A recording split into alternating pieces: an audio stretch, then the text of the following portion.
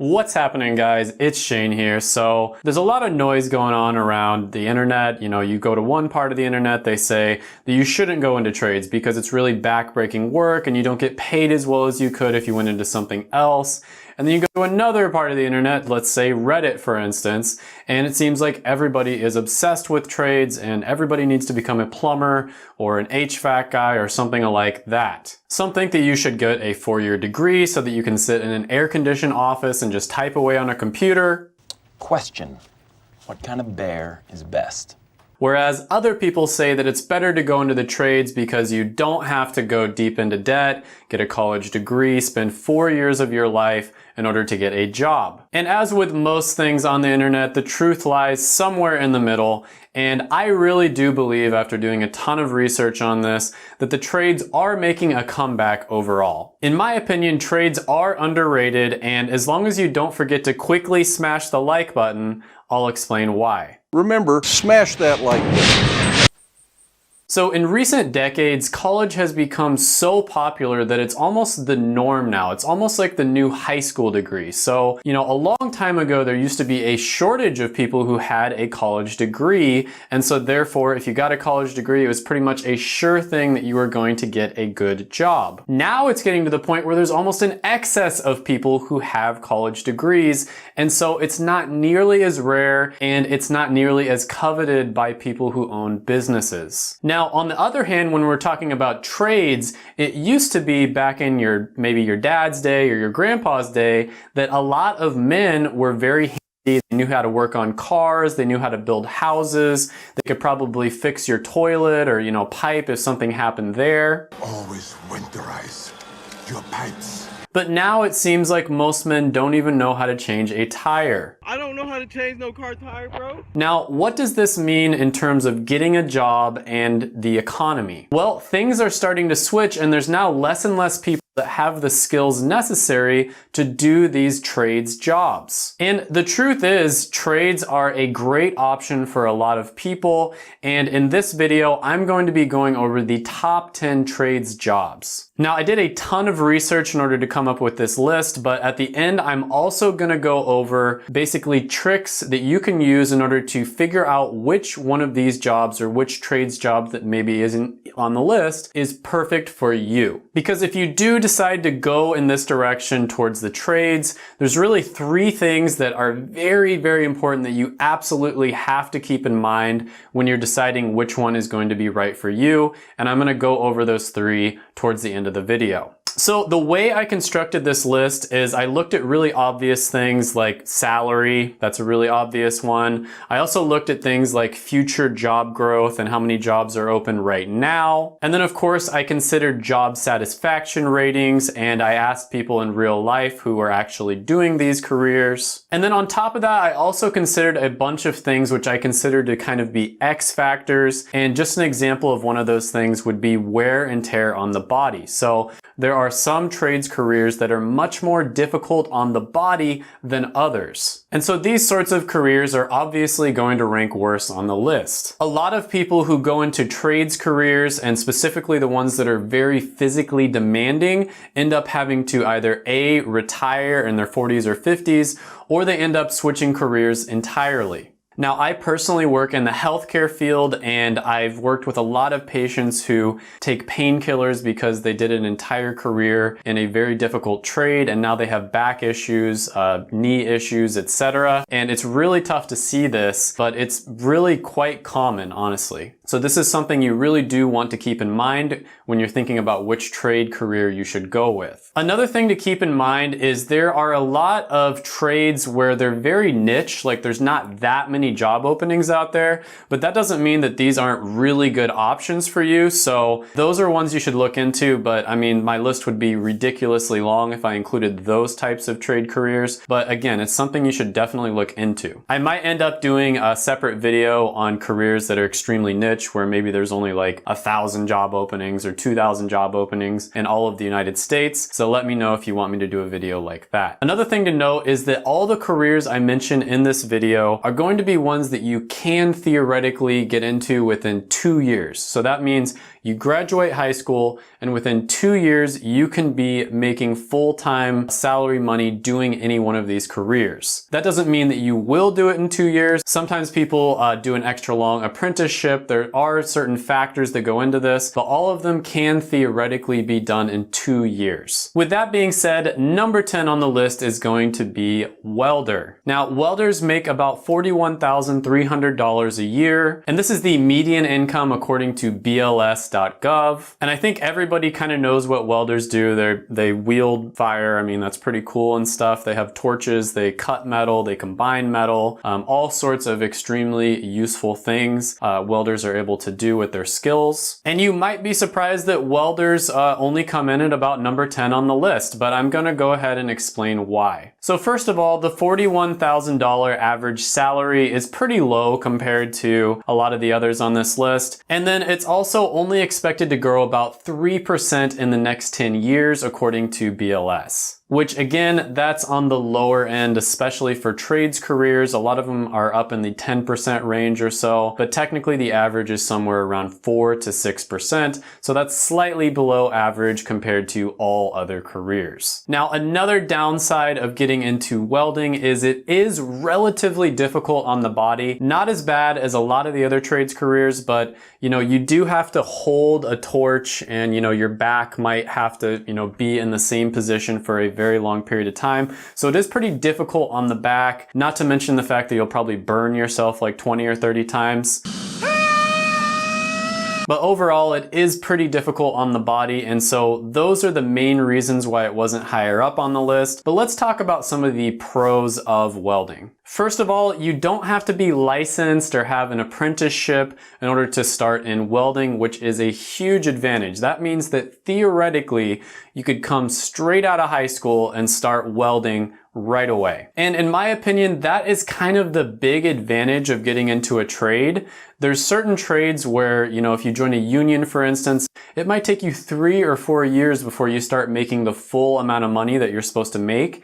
And that's kind of a huge disadvantage for me because you could have just gone to college, gotten a really good degree, and you'd be making a lot more than what you're making in the trades. So if it takes any more than 2 years to me, it's probably not worth it. Now, another thing about welding that is really interesting is the difference between a new welder and a master welder is massive. I mean, there's just a huge difference. There's a very low floor and a very high ceiling in terms of the skill that you can have. So new welders that are just going into it probably aren't going to be making very much money. I mean, it's not going to be anything impressive. However, as you get through your career, if you develop, certain types of skills that a lot of people want to pay for, and you kind of get known in the industry, maybe you have to be a little bit entrepreneurial. You might, buy your own rig, for instance, your own welding rig. You can really start making some good money, easily up into the 6 figures. For instance, underwater welders might,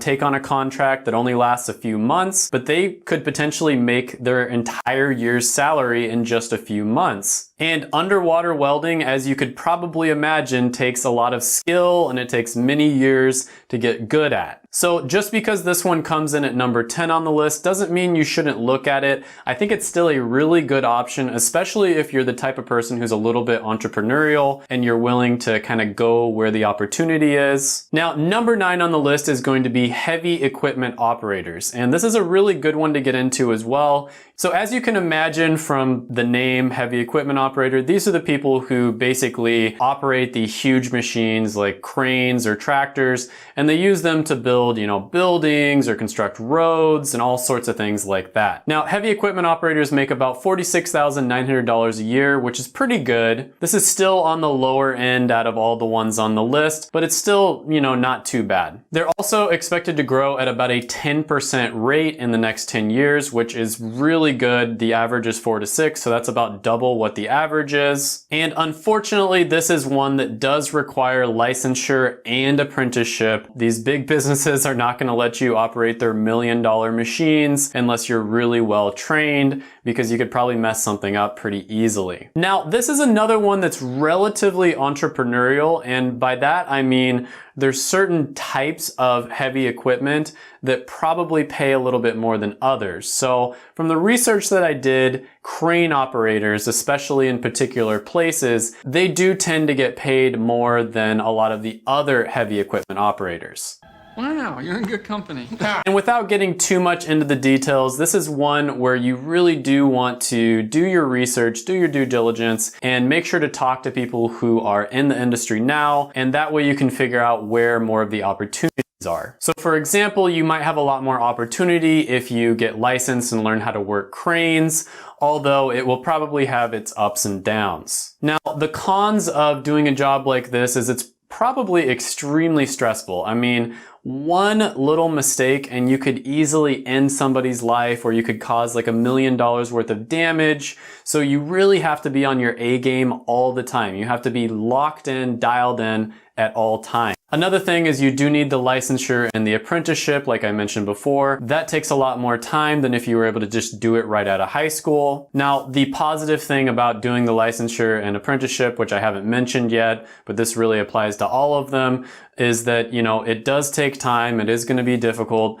but at the same time, that means other people have to do it as well. And so it does act as a barrier to entry to new people coming into the career. And so therefore, when you do it, you do have pretty good job stability after you've gotten it done.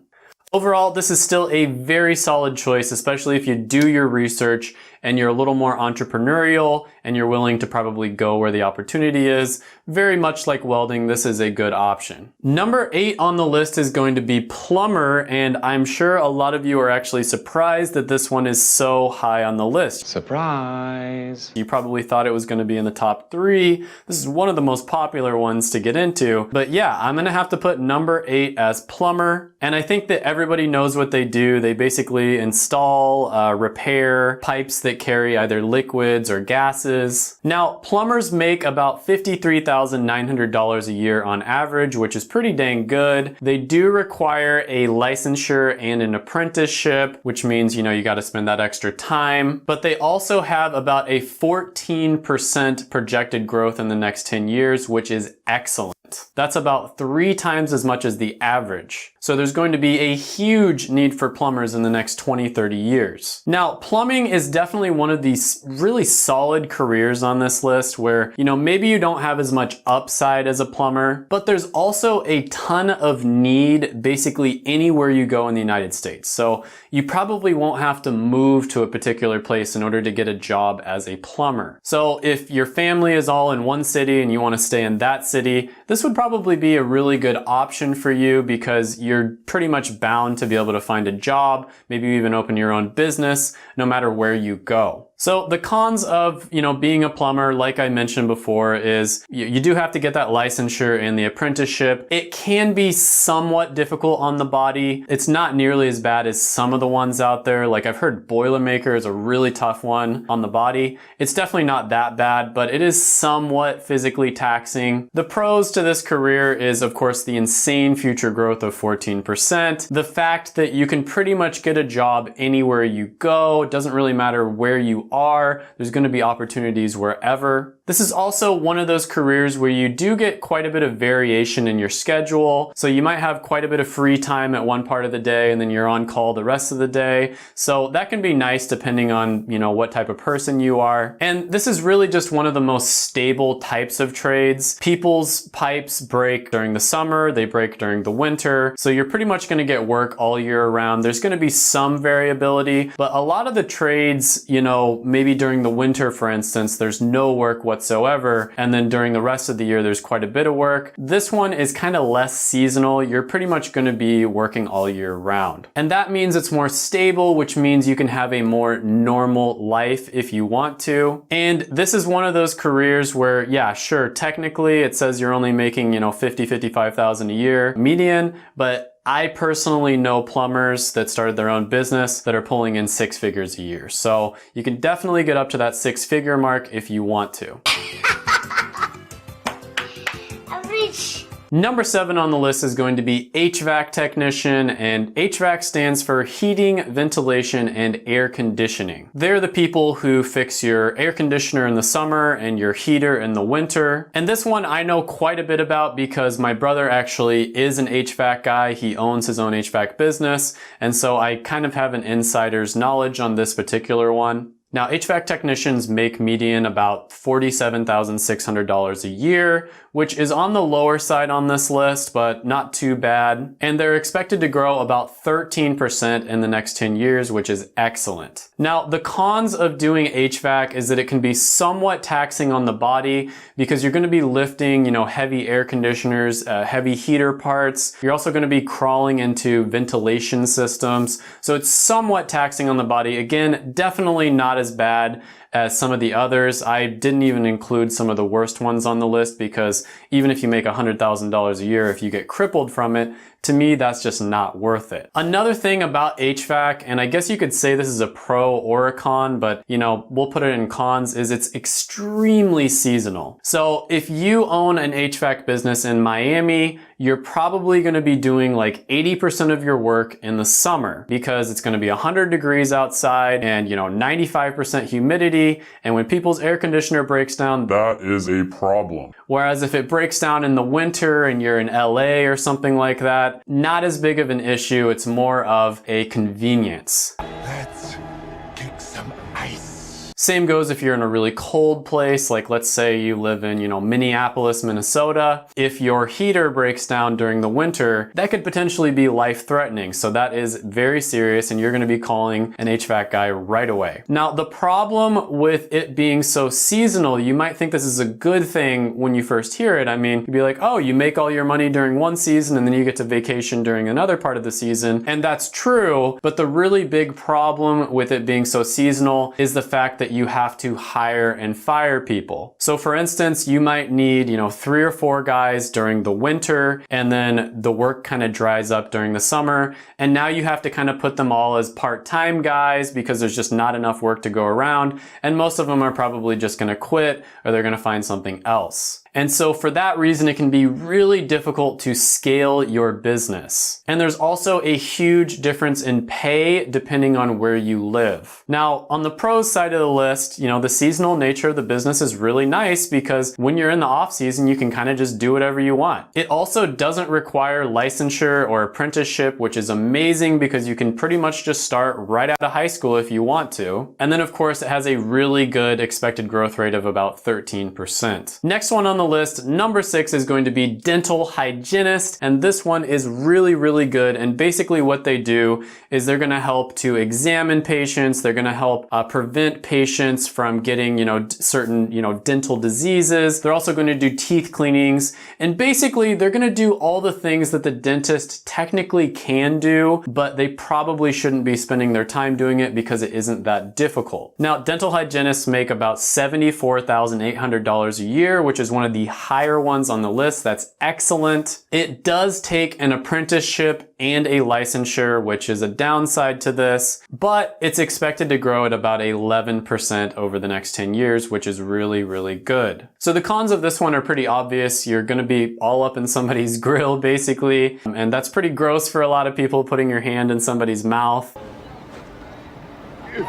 It does require licensure and apprenticeship. And when I was doing my research on this, I found that a lot of schools actually do take 3 years total. And in my opinion, that's like 75% of the way to a normal 4 years bachelor degree, where you could have been making quite a bit more if you just graduated with something else. So out of all the ones on the list, this one probably takes the longest. You can technically do it in 2 years, but doing my research, I found out that a lot of the time it's going to take you 3. Now, another thing about this, and this is kind of me nitpicking, I guess, it could be a pro or a con, but there is something really special, something magical about doing work with your hands. I remember when I used to do construction and I used to do all these projects during high school, I was really happy, even though I was out in 100-degree weather, sweating my butt off, building pathways, for instance. It's very satisfying just doing work with your hands. I don't know if this is just something that's like genetic, you know, going back to the caveman days, but there's something extremely satisfying with building something, using your hands, you know, having to use your muscles a little bit. Whereas with something like dental hygienist, it's more fine motor movement. So I guess this could be a pro or a con, but if you're somebody who's maybe not as strong or you don't really want to do any physical work, this is a really good one. Now, the pros here are, of course, the pay. Pays extremely well. It's also growing really fast at 11%. And then another huge thing is this one is a lot less physical than most of the other trades jobs on the list. And that means that you can have a longer career. That means you're going to have less back pain, less leg pain, and all those sorts of things. And just overall, that's really good. Overall, this is a great option depending on what you're interested in. But number 5 on the list is going to be elevator installers and repairers. And this one is pretty obvious what they do. You know, they install elevators, they repair elevators, but there's a lot of different types of jobs. You know, you might do something like renovation, for instance, where you take out an older elevator and then you put in a newer elevator. You might be a guy who's on call. You know, someone gets stuck in an elevator. You're the guy who goes and rescues them in the middle of the night. So there actually is quite a bit of different types of jobs you can do within this career. And I'm extremely grateful to these guys because I did actually get stuck in an elevator one time when I was at a hotel. Me and my girlfriend got stuck, and basically they got me out really quickly. I mean, I think it was within 30 minutes. They got there, they fixed whatever the problem was, and they got us out, you know, in record time. So I was extremely impressed with that. Thank you, thank you, thank you, thank you. So the cons of this one are, of course, you know, if somebody gets stuck in the middle of the night and you're on call, for instance, you got to wake up in the middle of the night, go and repair the freaking elevator. And, you know, that's always something that kind of sucks. It does require an apprenticeship and a licensure, which is going to take quite a while. This is one of the ones where you have the option of going union or non-union, and that's a very complicated subject with all of these. It's kind of different from state to state and from career to career. But I've read that if you do decide to go union, it can take up to 4 years before you start getting paid, you know, the full amount that you would normally get paid. Now, this is one of the ones where you kind of have to be a jack of all trades. You have to know quite a bit about electricity. You have to know quite a bit about the mechanics of how things work. So you really do have to have a lot of skills. And then on another note, it is kind of dangerous. I mean, elevators are like 1,000 pounds and they're suspended in the air. And so if that thing drops on you, that's extremely dangerous. This one is somewhat physical and labor intensive compared to some of the others on the list. But again, it's not nearly as bad as the ones that I didn't include on the list. Now, the pros of this one are great. You get paid, you know, over $79,000 a year. That's an amazing salary. Its expected 10-year growth is 10%. That's awesome. And with this particular career, there's a lot of options for you to go into. And, you know, depending on what you want to do, you can probably get quite a bit of time off. And when you ask tradespeople, people who work in all kinds of different trades, which ones they think are the best to go into, you do hear this one quite a bit. You hear elevator repair and installer. They seem to think that this is one of the less physical ones where you make, you know, pretty good money. Another one that's in that same category where when you ask tradespeople their opinion, they speak very highly of this one, is electrician. Now, I think it's pretty obvious what electricians do, and this is another one where you do have to get an apprenticeship and a licensure, so it does take a little bit longer, but you do have the 10% expected growth over 10 years, which is really solid. So some of the cons of this career is it's really dangerous. I mean, you can get electrocuted to death.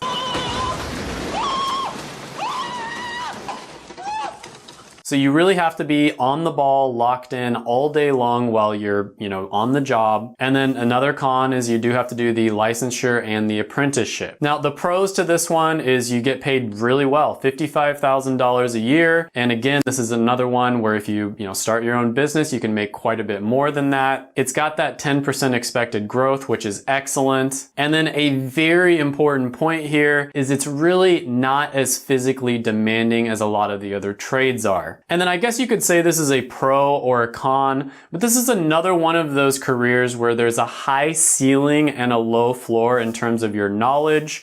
So entry-level electricians don't know nearly as much as electricians that have been doing it for a very long time. And so as you get better, you become more valuable and you really can make a lot more money depending on your knowledge. Number 3 on the list is going to be geological and petroleum technicians. And basically what they do is they provide support to scientists and engineers when they're exploring and extracting natural resources. And this is actually a common theme that I saw when I was researching a lot of the trades. Trades that are related to natural gas, the oil industry for instance, they tend to pay extremely well. Now there were a lot of really niche careers, and that's why I didn't include them on this list because there's just not that many openings available, but there's a lot of careers related to natural gas, the oil industry, that pay extremely well. The downside is you probably have to move to that area. You might even have to, go on an offshore rig or something like that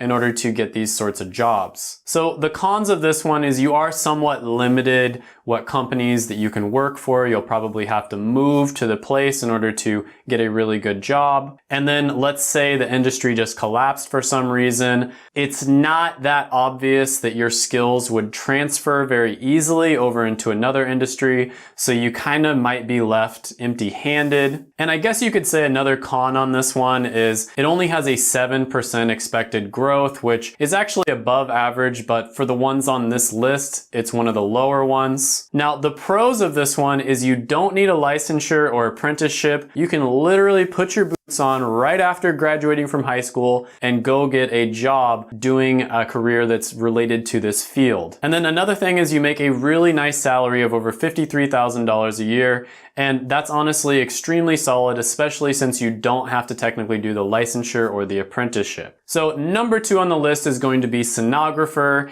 And if you're not sure what they do, they basically operate special imaging equipment so that they can see inside of the human body, for instance, like an ultrasound, that sort of thing. And sonographers make about $67,000 a year on average, which is just amazing considering you don't have to do a licensure or an apprenticeship. They also have a 14% expected growth, which is one of the highest on the list and is just amazing. And this is another trend that I noticed, not just studying trades careers, but just careers in general. A lot of the ones that are related to health are gonna have very high expected job growth, usually 10% or more. Now, of course, there's exceptions to this, but as a general rule, in healthcare, it seems like we're always short-staffed. We never have enough people to fill the positions. And so that is why I really recommend healthcare quite a bit, because not only is there a lot of jobs available now, but there's going to be a lot of jobs available in 10 years. And if you think about it, no matter what happens, we're always going to need healthcare professionals because unfortunately,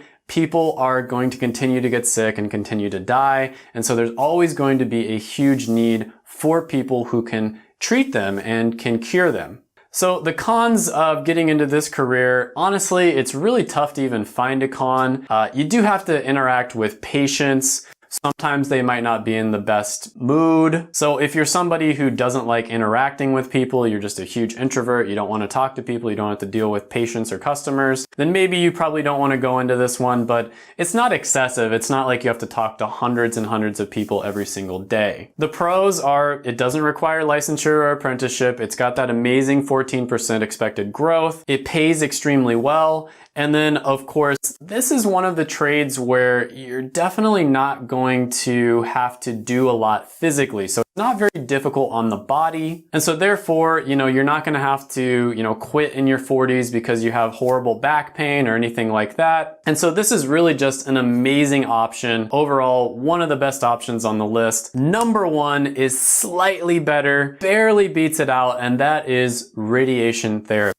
Now, this is one of the toughest mentally to do on the list just because you're going to be treating cancer patients and, other different types of diseases using radiation therapy. So an obvious con on this one is you're going to be around sick people all day long. A lot of them probably aren't going to be in a very good mood. And this is true for all healthcare jobs, honestly, but especially so with a job like this. It's hard to not bring your job home home with you. And so if you're an extremely sensitive or emotional person, you probably don't want to go into a career like this. Now, another con is it does technically require licensure, not an apprenticeship, but it does require licensure. And so that's going to take you a little bit longer. Now, the pros to this one are, first of all, it's the highest paying out of all of them on the list. It pays $82,000 a year, and it also has a 9% average growth, which is really solid. And then another thing to consider is you're going to be doing a job that may not be very fun, but it will probably be extremely fulfilling because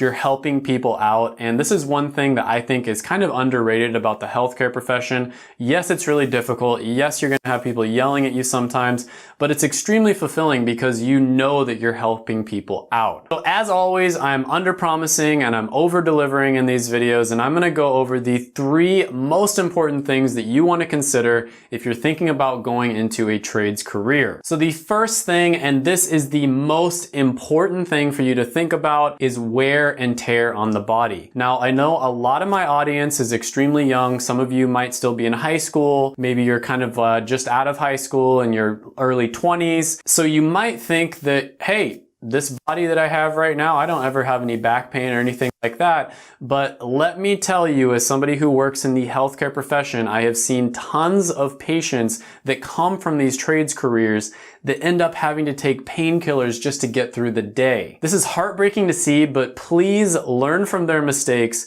and make sure to not go into a trade that is extremely difficult on the body. Now, of course, there's always exceptions to this. Let's say you're a very strong person and you can just do work like that all day long and you won't even be sore, then okay, great. Maybe you can go into it, but overall, you really want to be careful here. You don't want to be 40 years old, 20 years away from retirement, and you have horrible back pain every single day. Now, another thing that I didn't really mention, but I talk about a lot on this channel, is it's extremely important for you to save money, invest money, but it's even more important in the trades because there's always a chance that you throw your back out, you hurt your back, maybe you have a knee injury or something like that, that stops you from being able to do your job. And so for that reason, you need to start investing even earlier. So check out my other videos if you want to see, all about how to do that. I make a ton of videos on that. So that is by far the most important part that you need to consider. The second thing that you want to consider on top of the wear and tear on the body is unions. Now, unions can be in a lot of different other careers, but in the trades specifically, they're very, very important. And it's really gonna differ depending on what state you live in, what area you live in, which trade you're doing. There's tons of differences with all those different things. So an example of this is plumbers and electricians. There's a rule that they can't get laid off while they're doing their apprenticeship, which is really good if you're an apprentice because it's kind of a waste of time for somebody to lay you off and then you get done with your apprenticeship and you don't know what the heck you're doing. Unions will also pay for ridiculously expensive certifications. So let's say you're in welding and you want to learn how to do underwater welding. There's probably a certification for that. So your union will likely pay for that for you. They also get you amazing benefits like holidays, vacations, extra pay, healthcare, retirement accounts, all kinds of different things, annuities. All of these things are really good overall, and they're things that you should look into. Unions generally negotiate a higher pay for you as well, although a lot of the time you do have to pay the union fee. The higher pay that they negotiate is going to, make up the difference and then some when it comes to the union fees. So as a general rule of thumb, and again, this might be a little bit different depending on where you're living or what trade you're in, it's generally a good idea to join a union. And again, this is something, it's so important that you do your research on this. So I'll give another example. Carpenters and laborers, unfortunately, just because of the fact that it's kind of easy to get into it, they are actually starting to lose their unions because of the fact that so many of them are not unionized. And therefore, the unions don't have any leverage over the employers, and so they can't really negotiate benefits or anything like that. And you can look online all you want to do this sort of research. I'm sure there's forums that are, specifically for carpenters carpenters or plumbers or HVAC guys, and those will be extremely helpful, I'm sure, but nothing replaces just picking up the phone and calling people who are currently doing the career right now, or reaching out through your network, or messaging people on LinkedIn, something along those lines. Nothing replaces talking to real people who are doing the career now. Now, after you've considered the first two things, and I really think you should do it in this order, the third thing you want to think about is what are you good at and what are you interested in? So don't just go for the money. You want to go for something that you're really interested in. Like, let's say you're extremely passionate about electricity. It's just something you really enjoy messing with and you think it's just a really cool thing. Maybe you should consider becoming an electrician. The great thing about going into the trades is you can kind of sample different trades pretty easily compared to, getting a college degree. Sometimes you get a 4 or 6 year degree